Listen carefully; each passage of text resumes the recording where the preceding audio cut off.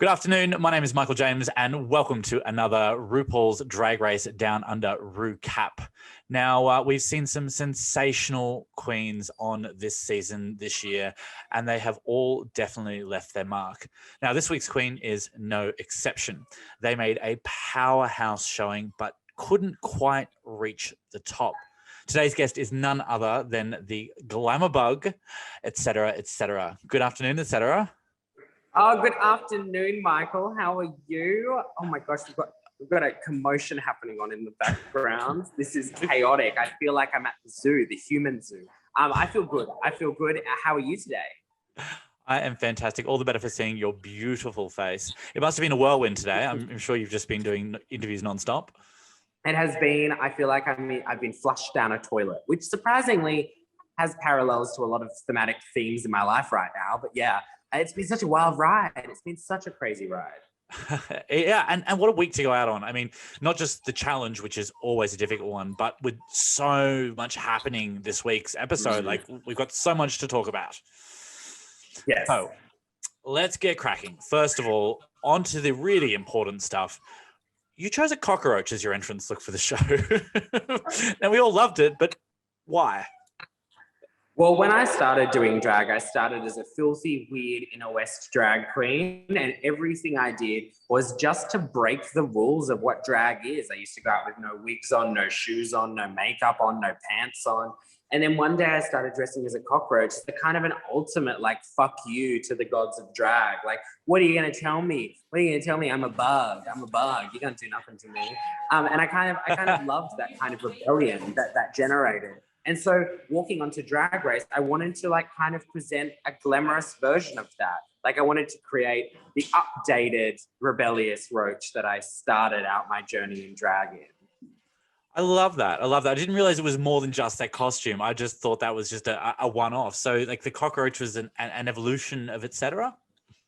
Yeah, absolutely. I've always been the glamour bug. But I started off as a bit more of a trashy bug, and I just learned how to get better at makeup, I guess. I mean, and you're definitely a quirky performer. There's no doubt about that. Was there, I suppose, some inspiration between, instead of pursuing more of your mainstream glamour or comedy or anything like that, and going towards that quirky avenue? Well, I still do it. I still do a lot of alternative drag. I mean, my home bar is the Imperial Hotel in Erskineville. I do weird, kooky stuff there all the time. It's just that I can't make a living doing that, There's not a huge amount of money in dressing up as a roach and rolling around in a swimming pool full of spaghetti. However, there's a lot of money in hens parties. So, I mean, it's just about, trying to make money as a queer artist and learning that you have to sometimes go a bit mainstream, even though you don't love it. But I love getting down and dirty. It's one of my favorite things. Beautiful. And we love to see it. And there was a really beautiful mix of that on the show. Now, you've had some really powerful conversations on Drag Race. Most notably, your discussion about your non-binary identity was really, really touching to see. Now, how has that resonated with fans outside of the show for you?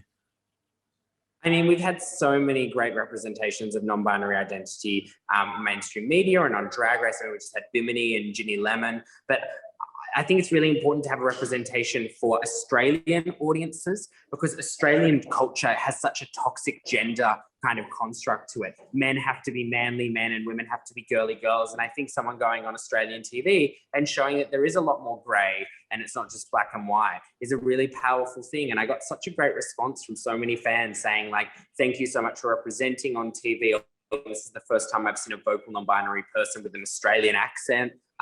So I think it's a really important thing for me to be able to speak up about these issues, because growing up, I never had someone to look up to that was vocally non-binary or represented how I feel with my gender. And now I'm that person for people. And that's something I don't take lightly. Yeah, it was great to see. And as somebody myself who I don't really fit the gender binary for my job, it's really comforting to see people that are opening up that discussion and putting it out on the national stage. So I really appreciate that, and thank you for being that voice.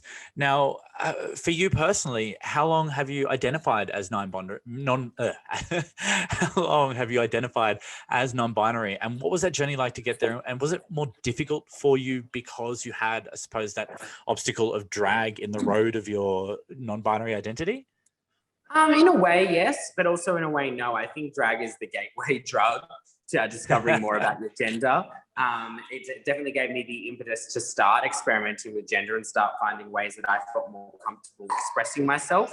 But it also provided me with a safe space for me to figure out what I wanted to be. And I would go out and drag, sometimes being very like androgynous, and I would like that feeling. And it wouldn't necessarily feel like drag for me, but it would just feel like how I want to be all the time. So I think it was this great learning experience of me fine-tuning what I want to look like and what I want to feel like, and using drag as a kind of a tool to unlock that. It was really a special like journey that I took, but everyone's journey is their own, you know, and I think that's what's so amazing about gender and how you can deconstruct it, is everyone has their own journey. It's beautiful. Thank you. And as I said, it's wonderful to see on the show. Now, from one powerful conversation that you had to the next, the big story of this week has obviously been Scarlett Adams. Now, when she revealed her history of blackface on the show, you were not backing down. Did you think that her apology was enough? I mean, at the end of the day, it's not my apology to take. I'm not a person of color, and therefore I don't have to take her apology. And if I did, it wouldn't mean anything. I think what I was trying to let Scarlett know is that in a room full of white people, saying sorry doesn't mean anything. What matters is her actions to the communities that she's caused harm to, and how she's going to move forward and use her platform for good. I mean, all people want out of the situation is to see everyone happy, is to see people of color feel safe in their queer spaces, see people of color see themselves represented on stage. And so I think that this conversation is really crucial to have, and I'm glad that the show brought it up. And I mean, I'm an ally, so I stuck up for communities of color in that moment. But at the end of the day, I'm here to highlight and platform people of color and their voices. And I think it's a missed opportunity that JoJo and Coco weren't there to have that discussion. Not that they have the burden of, you know, bringing it up or defending themselves, but their viewpoint and their take on the situation would have been really interesting to hear, instead of having a room full of white people discussing, you know, racism. Yeah, absolutely. And there's only so much we can do as white people except to just amplify those voices of those people around us and try and assist them and be an ally. Now, I suppose the situation has created an interesting position in the show. Scarlett is a stellar performer and she has a self-confessed tarnished history. Do you think that should impede her ability to continue on the show? I mean, Ru said, I think, you know, people would call for me to cancel you. Or do you think that this platform and her apology should allow her to continue on the program? Again, that's something that I don't think that my opinion necessarily counts for. Obviously, Ru, as a queen of color, has decided that Scarlett can continue on her program that she runs. And that's her call to make. I think that everyone should have an opportunity for learning, and I think everyone should be given the opportunity to grow. And I think this is a conversation for Scarlett now to have with those communities of color and people of color who she's affected. The ball's in her court, and we'll see what she does with it. Absolutely. I mean, Drag Race is arguably the most watched queer program around the world. And these discussions around race and identity are becoming more prevalent as the show and its audience expands. What do you think about the conversations that are taking place and the representation that is taking place on this national stage? I mean, is there enough, or what can we do to expand on that in this little drag bubble that we have that is expanding worldwide?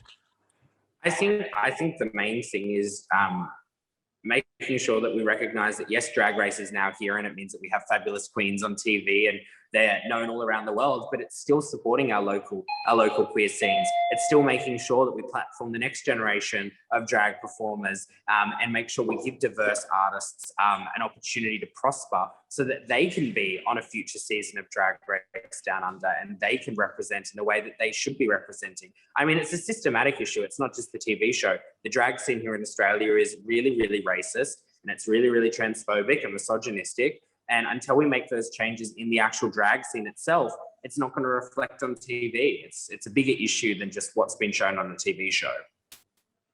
Some wonderfully powerful words from there. They said that you were very young. How old are you again, Etcetera? I'm 23.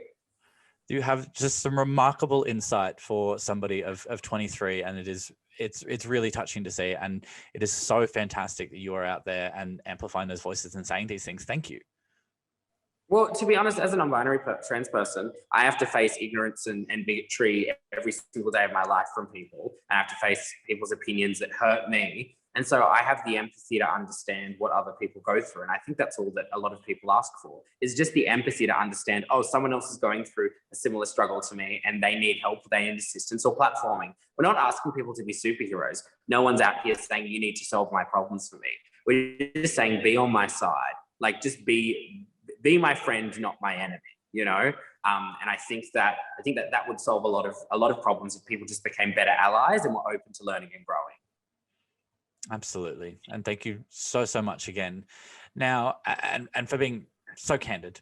So it's wonderful to hear your opinion, and there are so many of these issues to talk about, but also we want to talk more about you and about what you've been doing in the show and what you're going to do outside of the show, because you have so much to offer the world and you are such a beautiful spirit. So let's touch base about a few of the things on and off the show that happened and what you're going to kickstart with in the future. I wanted to know, have you come to terms with the curtain dress yet? Or looking back, do you think that the judges were fair or still too harsh? I think the top half of the dress was exceptional and it was lovely. I do agree the bottom half was a bit unfinished, but out of stuff from a bin, like, honestly, the fact I could construct something that looked that glamorous and effortless on my body, please. Like, I sewed a gown and the other queens just cable tied like ball pit balls to a bra and panties. I was going to say, come on, was Kitamin's dress that bad? Because it looked camp and it looked fun, but all the little details you were able to see, I suppose we couldn't see. Was that bad? I just also think that in that moment, looking at all of the outfits, and I just heard Ru being like, in my head, he was like, you need to turn this trash into high fashion. I remember looking at her outfit and being like, this is great for a stage costume, but we're meant to be doing high fashion. But hey, she was safe and I was in the bottom. So like she said, she managed to sell the outfit and I didn't sell it as well, but I still love my dress. I still think my dress was beautiful. It was like, they were all pretty beautiful. The standard of everyone has really been pretty high. And at the end of the day, we're all the best. It's the best. It's the best of the best. These are the best drag queens that I've ever been in a room with. You know what I mean? Like, these are incredible artists. And so it's literally picking at straws. We're all on here trying to, one up each other. And it's very, very hard. Like, Kim's outfit was a great outfit, but I was just trying to compare it to, I suppose, the standard, what everyone else was doing. And I didn't think that, I thought it was better than Anita's outfit, and I was really sad to see Anita in the bottom, and because I thought she pulled together a great outfit from someone who can't sew at all, Yeah, absolutely. I mean, I looked at the runways this week and I was like, every single one of you brought it to the runway this week. Like, it had to go down to the video challenge because there was no way anybody was going to be sent home based on their runway outfits. Everyone was so talented. So it was such a tough competition. It was a tough competition. Yeah, absolutely. Now, this week's challenge was the video one, and that is such a hard challenge to do. And the product you were given was so obscure. Was there anything you would have done differently, or if you had to do that challenge again? I would have made it even ruder. If they thought I was crossing the line there, I would have done. I was gonna get the pit crew to pretend to pee in my mouth, and I was gonna stand there and pretend to drink it. I was going to do all kinds of filthy stuff, and I stopped myself and I was like, oh no, that might be a bit too far.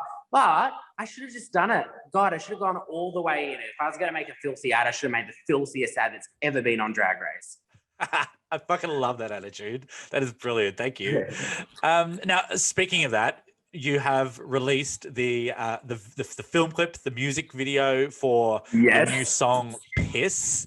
So first tell me... Flush. Oh, sorry, Flush. Sorry, the new song Flush. Close Piss. enough. Yeah, we flushed the piss, one of the two. Yeah, exactly. Now tell me two things.